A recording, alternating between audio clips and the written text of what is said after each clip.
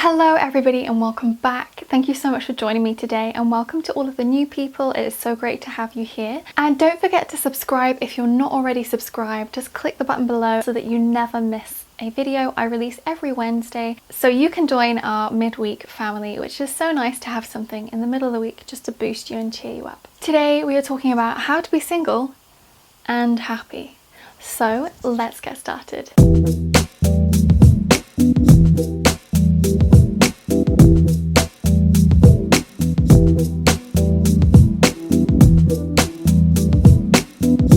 I just want to start by saying I am obviously a heterosexual, cisgender female who identifies as she or her, and therefore if you are somebody who is queer or bisexual or gender fluid or non-gender or transgender, then you may find that some things I recommend or say in this video don't resonate for you. That's completely fine, but I still invite you to watch it and see if there's any tips that you might enjoy, because we all go through experiences of being single and experiences of being in relationships, whether that's just once or whether that's multiple times in our lives. So even though I'm coming from that viewpoint and that perspective, I hope that you are able to take something away from this video, no matter what your identity via gender or sexuality is. I felt really called to make this video because I'm actually really comfortable being single. I have been single for quite a while and I feel pretty good actually.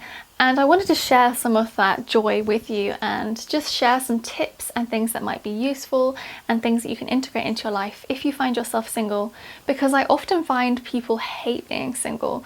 They hate being alone. There's a real sense of, if I'm single or not in a relationship, then I am alone, and if I'm alone then I'm lonely, I'm worthless, life sucks, everything's terrible. And I just want to remind you that that's really not the case.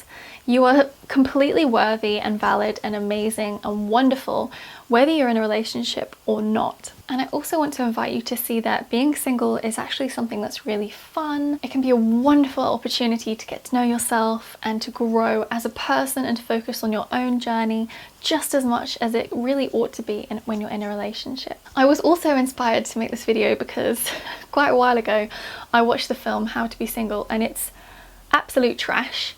Not just because the storyline is a bit weak and the acting isn't really the best from the people who are in it. And by the way, I love Rebel Wilson and I feel like she's so much better in so many other films. But also because the film is about how to be single, and I don't think it gives any actual solid advice on how to be single. It's more like how to be desperate and feel sorry for yourself until you meet someone and then end up with them anyway. So I feel as though I just want to like counter that film, because no offense, but it's terrible, and please don't take any tips or advice from that, whatever you do, unless you want to have a miserable time. Yeah, I can't really sugarcoat that any other way.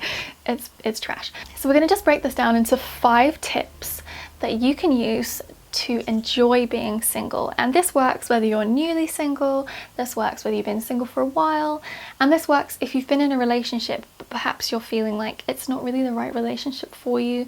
Maybe you're just not right for one another and you've just been putting up with one another because it's convenient. You know, a relationship of convenience is literally the worst kind of relationship. I just invite you, if you are in a space like that, to reevaluate things after this and just to connect to if it's really healthy for you and the other person if it is a relationship of convenience. And I kind of say that from personal experience, so there's no judgment there. I've definitely been with men who I've only been with them because I didn't want to be lonely, and I feel like that's kind of why I've been on this journey of being single and getting to spend that time enjoying being single, because in the past I just really did not.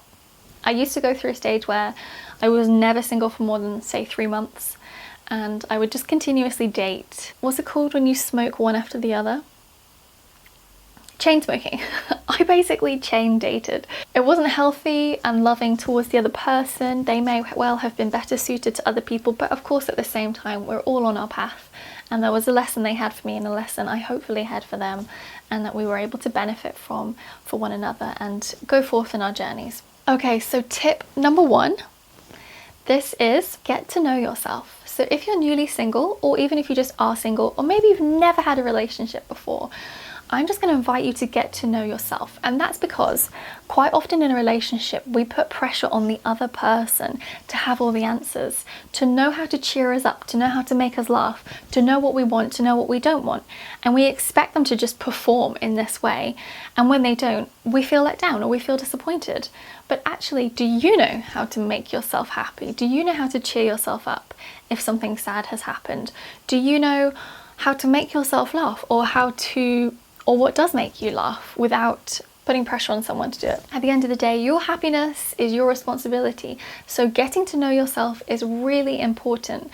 And that's because when you enter a relationship, then you know your boundaries. Then you can say to somebody, actually, that's not cool with me, or I'm not into that, or I don't want to do this, or I'd really like to do that, or I prefer to do this. Or actually, I've noticed that when someone acts like this, I feel like that. And it will make arguments or disagreements in the relationship go a lot smoother and be a lot less heated, perhaps, because you are quite simply asserting yourself. You can say to someone, actually, that's not something I put up with. So if you get to know yourself, that's really important. So just noticing how you react to things is the first thing you can do. Just, how do I normally react when somebody does this? How do I feel? What do I want to do? Just get to know yourself. Get to know what makes you laugh, what makes you happy. Get to know how to cheer yourself up. If you're having a bad day, what can you do to lift yourself out of that mood, or to lift yourself out of that sad space? What can you do? Not to be bypassing your experience by any means, but just, if you just had a bit of a rubbish day, what can you do to cheer yourself up? Maybe it's listening to a song, maybe it's going for a walk, maybe it's watching a film. It doesn't really matter what it is, but if you know what it is, then you can share that, you can communicate that in the relationship with the other person. Guaranteed things will go smoother when you do decide to enter a relationship. So tip number 2 is date yourself. And this is definitely going to include self-love, self-care. And I really invite you to get into that space where you do date yourself. What would you like to do as a date? What would be your dream date? Do it for yourself. Unless, of course, it's like going in a hot air balloon. That could potentially, that would be a fantastic thing to do, but that could potentially be something you prefer to share with someone. Of course, it's totally up to you. But take yourself out for dinner, take yourself out for lunch, take yourself out for a coffee, take yourself out for a drink. Take yourself to the cinema. I cannot recommend going to the cinema alone enough. If you've watched my video of Beginner's Guide to Loving Yourself, then you'll definitely see that I recommend going to the cinema, just purely because then you can watch anything you want. It doesn't matter how good or bad it is in anyone else's opinion. It's up to you. Totally empowered, and you can just enjoy it for yourself. We all know that quite often when women or men are in a relationship, they like to drag the other person they're with to see a film that's not necessarily the genre that they like watching, and then they're kind of sitting there like, oh, this is really boring, I don't want to watch this. And you just think, just go on your own. Just go on your own. Just have fun, enjoy it on your own. And it doesn't mean that you're lonely, it doesn't mean that you're a loner. It just means that you're learning to love yourself completely, because then you never need anybody to fill that void for you. Then when you enter a space of a relationship, you are completely full and you can just share what's overflowing with the other person, which again is going to just make the relationship so much more whole and loving and healthy. So tip number 3 is balance time with friends. It's really important to find balance in any relationship that we have. That's the relationship with ourselves, the relationship with our family, our friends, and our lover or husband, partner, wife, whatever. Therefore, give as much time to your friends when you're single as you would in a relationship. Firstly, because that's going to keep your relationship solid, your friendship solid. But secondly, because it doesn't make your partner feel as though you completely depend on them. It won't make you be completely dependent on them, because you're empowered that you know you can spend time alone, you know you can do these things that you enjoy, and at the same time you can see your friends. So finding that balance between all of those people in your lives is really important for being happy single. If you feel as though, oh, when I'm single, I'll be completely alone, then you may not have put the time that you need into your friendships to strengthen them and to keep them there, and maybe you're going to have to put a lot of work in when you become single to build those friendships up again. So just stay true to that. If you enjoy seeing your friends every Friday night, make that a rule in your relationship. You know, I love you, darling, but I'm going to see my friends every Friday. That's just how it's going to be for now, and then maybe it'll change. Maybe it'll be a lunch date instead, maybe it'll be once a month. It doesn't really matter, but commit to your friends just as much as you commit to yourself and you commit to the person you're in a relationship with. So tip number 4 is respect yourself. This is so important. Quite often when we're single, we spend time thinking, I'm alone, no one loves me, I'm spending time alone, look at my friends going out on dates, or look at my friends doing things, or look at my parents, they're eating together, or whatever. And we kind of just compare and project and absorb stuff. If you're in that space, then respect yourself. And sometimes when that happens, we end up going on these dating sites, or we end up meeting someone and we're like, yeah, I'll date them. You might not even fancy them, or they might not be your usual type, or whatever. But this is when a relationship of convenience comes in, when you're just like, oh, I'm bored, I'll go on a date with them. And I feel like I'm probably talking more to air signs, more to like Librans, Aquarians, Geminis, because there is an element of boredom that comes quite quickly to those signs. And they're like, oh, okay, I'm bored, I'll go and hang out with someone, because they're usually quite social signs. So again, you may want to just respect yourself and think, actually, is this the most respectful thing I can do to myself and to this other person by going on a date with them or dating them when I don't actually really fancy them, or when they're not really my type, or when we don't have a connection or a bond, and it's actually just because I'm bored. So respect yourself. Don't just date any old person because you're like, oh, I've spent 3 weeks alone, I'm bored. Go on a date with yourself. But when you're in that space, put more time into self-love. Go back to tip 2, date yourself. If you're feeling bored, fill up your cup. If you feel any kind of lack, then it's because your cup isn't full and you need to fill it up. So recognize that. Think to yourself, wait a minute, you know, I feel like this, maybe I need to put some time into something that's going to lift me up. And it could be anything, you know, it could be trying new things. Sometimes we just need that excitement of trying new things to build us back up again so we feel full. So if you find yourself thinking, oh, I feel like I want to date someone for the sake of it, not because you actually want to date someone, then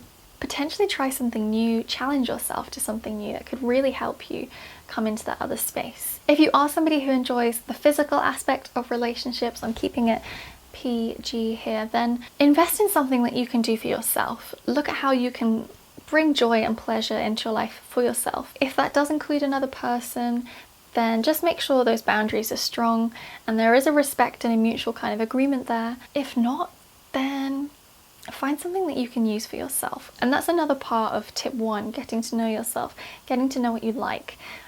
Find that out, and then you know how to serve yourself in a loving, healthy, happy way without having to rely on somebody else to do that for you. So tip 5, gratitude. So important at any point in your life. This is a daily thing I would invite you to incorporate in your life anyway, but when it comes to being single, holding gratitude every day, so that could be a journal that you keep next to your bed and you fill in at the end of the day. It could be something you do in the morning, it could be something that you recite to yourself.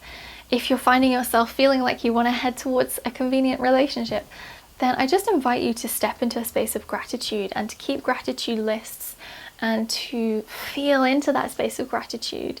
And you'll probably find that you're much more grounded, you feel more balanced, and that you're really coming from a full cup, which is really important for just all relationships, let alone romantic ones. And the thing is, one of the benefits if you do all of these 5 tips is that not only will you be happy and enjoying your time single, but you will also find that when it comes to meeting somebody, you're coming from a space of wanting a relationship, not needing one. That's quite different. So if you need someone, then they know that, they'll feel that, and it's very likely that they will have power over you because you've come from a space of lack, I don't have, I need, and they're coming from a space of I have, I can give, I can also take. And so they will overpower you or disempower you, and you'll be giving that power away. It'll be like a two-way thing. They'll be taking and you'll be giving. It's just not the healthiest thing, because that's likely to lead to some kind of disharmony because it's not balanced. Whereas when you come from a space of being completely full, you know how to satisfy yourself on all levels, mentally, spiritually, physically, emotionally, then you just want someone. And that's nice for them because they don't feel pressured to be a certain way. And they're also less likely to have a tendency to disempower you, because sometimes if we give 100%, then the other person, there's nothing left for them to give, so all they do is take.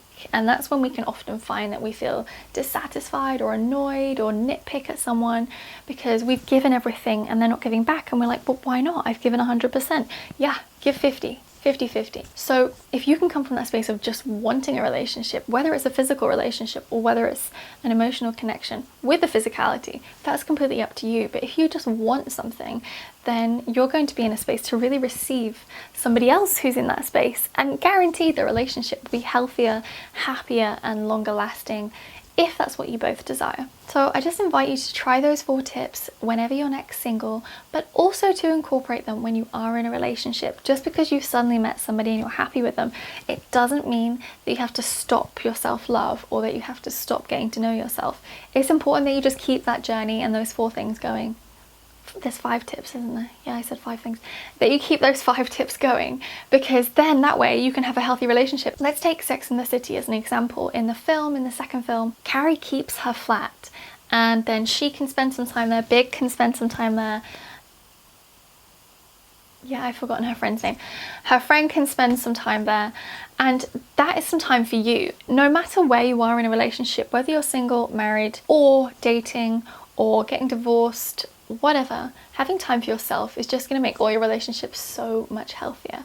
And also, I feel like I want to add in as well, if you have friends who are single parents, I really invite you to help them to have time for themselves, because that's something that is just pretty much non-existent if you're a single parent. So I really invite you to maybe take care of their child and invite them over to stay the night so that the mother or the father can spend time on their own or go out dating. And if you are a single parent, maybe something you can do is connect with other single parents, set up a group, and then you can look after someone else's child whilst they go out for the night or spend some time alone, and just network in that space to help other people fill up their cup.